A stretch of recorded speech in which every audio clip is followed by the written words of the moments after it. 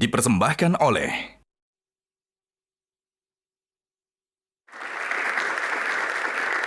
Oke, kita akan masuk ke box selanjutnya dulu.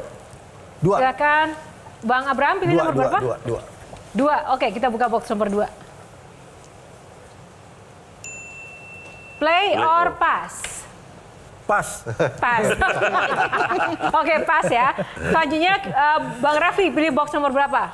Nomor 8. Berapa? Nomor 8 ya. 8 itu menurut aksara Sempurna. itu kan nggak terputus tuh. Sempurna. Jadi Sempurna dia. sempurna. Sesempurna apa? Wah, parliamentary threshold. Nah, ini pasti akan panjang juga pembicaranya. Saya berikan kesempatan untuk Kang Maman dulu mungkin. Tapi bagaimana rakyat bisa percaya dengan mereka kalau mereka juga adalah para pelanggar etik?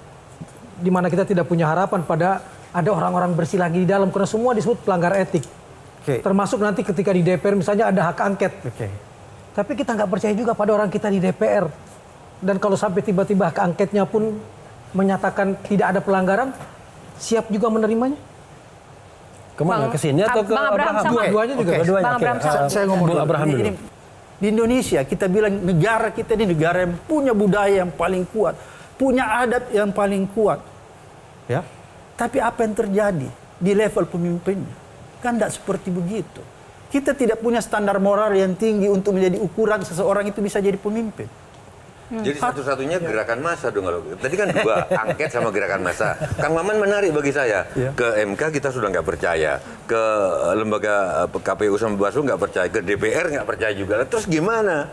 Harapan kita kan masih beruntung. Tapi tunggu sebelum dijawab dulu. Ini masa kita dari tadi kan kita bicara soal gerakan massa. Masalahnya ini adalah massa yang mana? Karena di lapangan sendiri ini kan terbelah. Ada massa yang memang memahami apa yang sedang kita perbincangkan seperti malam ini. Ada juga yang massa sebenarnya juga tadi nerimo-nerimo aja dan juga pengen tenang-tenang aja menurut versi mereka. Sama seperti zaman penjajahan. Dari mungkin jutaan rakyat Indonesia yang berjuang kan paling cuma 1%-nya. Yang lainnya yang hidup sehari-hari. Ya, Sumpah Pemuda itu cuma 300 orang. Makanya. Tapi betul. Kita bicara mengenai sebuah value yang kita anggap itu bisa mewakili orang-orang normal, orang-orang yang punya etika, punya logika. Karena itu ketika kita melawan kezaliman, saya kira itu orang akan menerima kita kalau seandainya perjuangan itu berhasil. Dan memang untuk berhasilnya perjuangan itu tidak semua orang mau berani ambil resiko. Tapi begitu sudah berhasil, saya yakin makin banyak orang yang akan datang dan ingin menjadi bagian dari itu. Oke, Kang Maman tadi mengatakan, saya misalnya bagaimana kalau DPR mengatakan tidak ditemukan apa-apa? Anda yakin nggak terjadi kecurangan dalam proses berpemilu? Kang Maman, yakin nggak? Silakan. Yakin nggak kalau sekarang ini ada kecurangan? Kalau melihat pemberitaan-pemberitaan, iya. Nah, kalau DPR mengatakan tidak ada kecurangan, saya tidak akan terima tetap. Bayangkan, kecurangan ini sudah kasat mata. Lalu tiba-tiba ada kesimpulan yang mengatakan tidak ada kecurangan. Itu pasti kita tidak akan terima. Persoalannya Bang, sudah mulai dilontarkan tentang semua curang.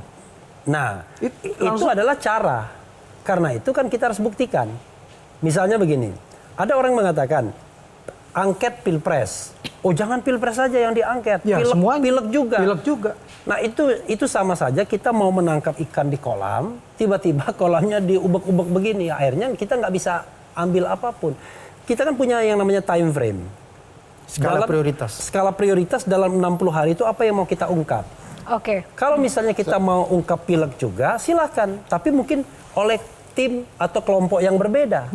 Tapi kalau misalnya tim yang sama dikasih pilpres, dikasih pilek, maka saya kira ujungnya justru kolam itu akan butek dan tidak akan ada ikan yang bisa kita tangkap. Bang Reh, kecurangan itu kan nyata sebenarnya. Tergantung alat bukti mana yang mau disampaikan.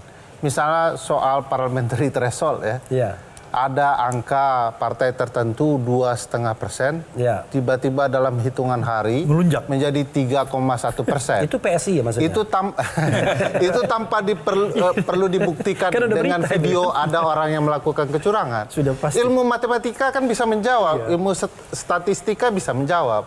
Kan ini bisa disampaikan. Tapi kan sekarang eranya matinya ilmu pengetahuan. Dan ini yang menjadi problem tersendiri. Buktinya nyata, tapi ilmunya tidak bergerak, akhirnya orang nerimo-nerimo saja. Bang Refli sama Bang Abraham, ini kan bukan dari parpol, juga bukan dari institusi pemerintah dan yang punya power seperti itu ya. Saya tuh sebenarnya hanya penasaran, apa sih keuntungannya kemudian melakukan aksi-aksi ini, dan bukankah itu juga ada ancaman-ancaman yang harus ditanggung secara pribadi, Bang Refli? Kalau itu di zaman Pak Harto, Bang Refli udah nggak hidup. Nah itu masalahnya. Manusia itu kan dibekali oleh 3 hal yang barangkali menonjol. 1 harta, 2 kekuasaan, 3 ilmu pengetahuan. Harta saya tidak punya untuk dikatakan orang bisa bagi-bagi charity dan lain sebagainya. Kekuasaan tidak punya juga saya. Maka yang saya punya adalah ilmu pengetahuan. Saya harus pertanggungjawabkan ilmu pengetahuan yang saya dapatkan dari sekolah-sekolah itu. Dan itu ada pertanggungjawaban akhiratnya. Anda tahu bahwa based on ukuran ilmu pengetahuan Anda itu, ini nggak benar sesungguhnya. Tapi Anda diam saja. Karena Anda takut. Takut miskin, takut tidak menjabat. Dan terakhir, the last, takut mati. Sekarang jadi lebih apa? Bukan, era sekarang ini adalah pemimpin sekarang lahir karena berkah reformasi dan demokrasi. Kalau tidak ada demokrasi dan reformasi, orang seperti Pak Jokowi nggak akan jadi presiden. Yang akan menjadi presiden pasti jenderal TNI, kan begitu. Dia bisa berkompetisi dan menjadi presiden. Karena itu, dia punya kewajiban etik dan moral untuk tidak membuat demokrasi itu jadi regresif.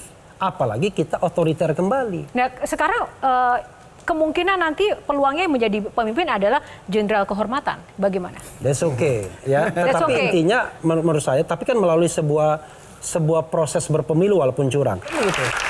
Baik, terima kasih Bang Refli. Bang Samad gimana tadi dengan pertanyaan tadi? Sebenarnya garis besarnya seperti begitu, tapi saya ingin tambahkan begini ya. Bahwa ketika reformasi berlangsung itu ada 3 koreksi yang dia lakukan. Yaitu korupsi, kolusi, dan nepotisme. Itu yang kita koreksi sehingga lahirlah pemerintahan yang reformis, itu yang kita katakan dan sampai sekarang. Dan itu yang menjadi konsensus kita sebenarnya. Tapi ketika pemerintahan ini berjalan, semua dilanggar, dilanggengkan. Lebih-lebih lagi kalau kita lihat nepotisme. Nepotisme ini dilanggengkan dan menurut saya ini paling berbahaya. Kenapa paling berbahaya? Orang akan permisif yang namanya perilaku nepotisme.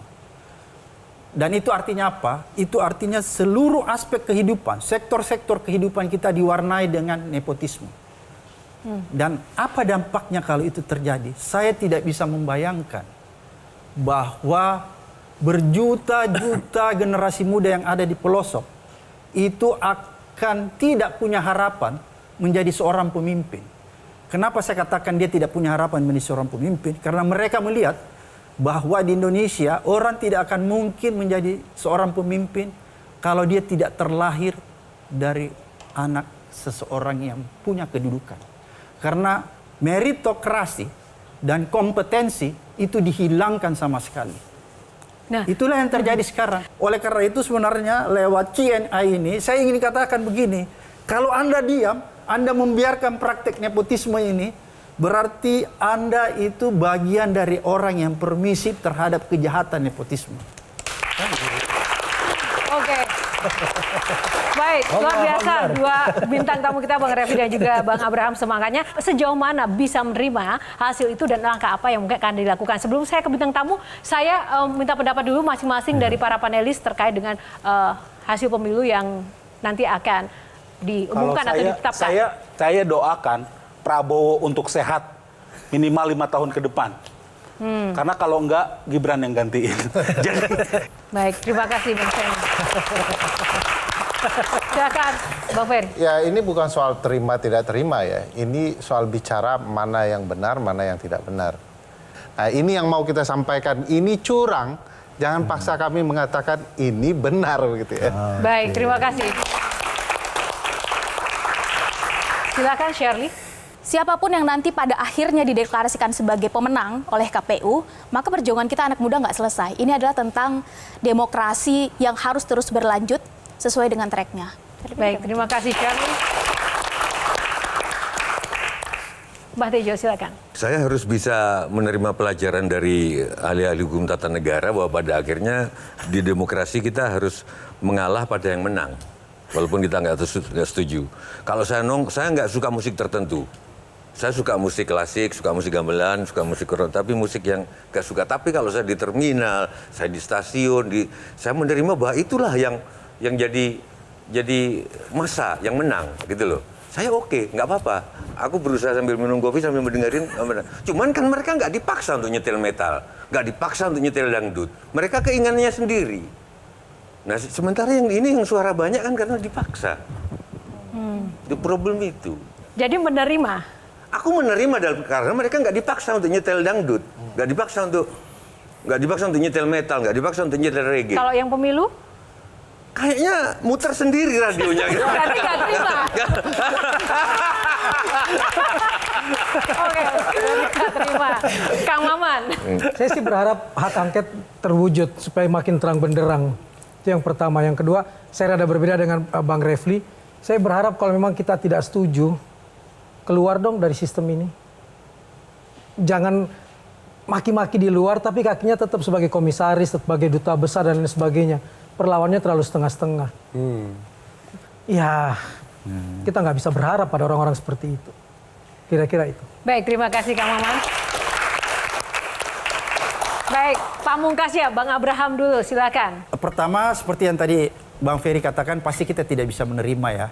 Tapi yang terpenting menurut saya jadi catatan saya, ada 4 front yang harus kita lakukan ya. Harus kita kapitalisasi dan ini kita integrasikan supaya kita sampai ke tujuan. Front pertama seperti tadi yang dikatakan Refli, MK. Kemudian front kedua adalah angket. Front yang ketiga adalah gerakan massa. Dan front yang keempat menggunakan media sosial.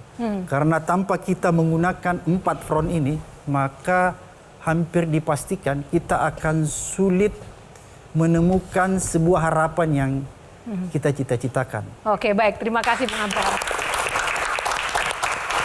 Kalau Bang Refli, silakan. Iya, bayangkan ya, negeri kita ini kembali menjadi negeri yang otoriter. Negeri yang tidak ada lagi kebebasan setelah kita menikmatinya sejak tahun 98. Kita pernah hidup di era Orde Baru dan kita tahu betul bagaimana era Orde Baru tersebut kita dibungkam. Karena itu, ya kita harus melawan. Tentu ketika melawan ada level perlawanan kan. Kalau kita punya pedang, kita pakai pedang. Kalau kita tidak bisa pakai pedang, artinya kekuasaan, pakai bicara.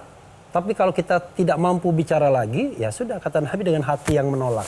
Bahwa kita tidak pernah membenarkan praktek curang sebagai sesuatu yang dipaksakan kepada kita untuk menerima. Saya tidak akan pernah menerima kecurangan, tindakan tidak demokratis, ketidakadilan sebagai bagian dari hidup. Insya Allah mudah-mudahan begitu terus. Amin. Wassalamualaikum warahmatullahi wabarakatuh. Baik, sekali lagi terima kasih untuk para bintang tamu, panelis dan juga rekan-rekan. Berikan tepuk tangan yang paling meriah sekali lagi.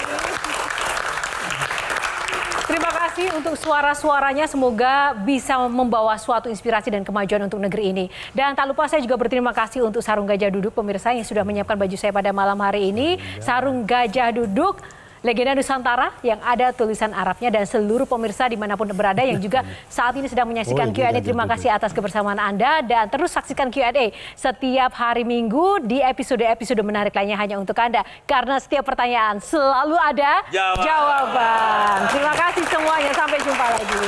Terima kasih Bang Abraham. Terima kasih.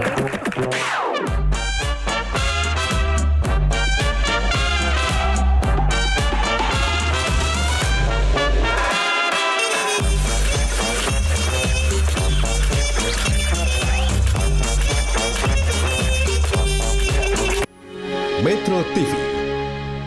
Jelajahi cara baru mendapatkan informasi. Download Metro TV Extend sekarang.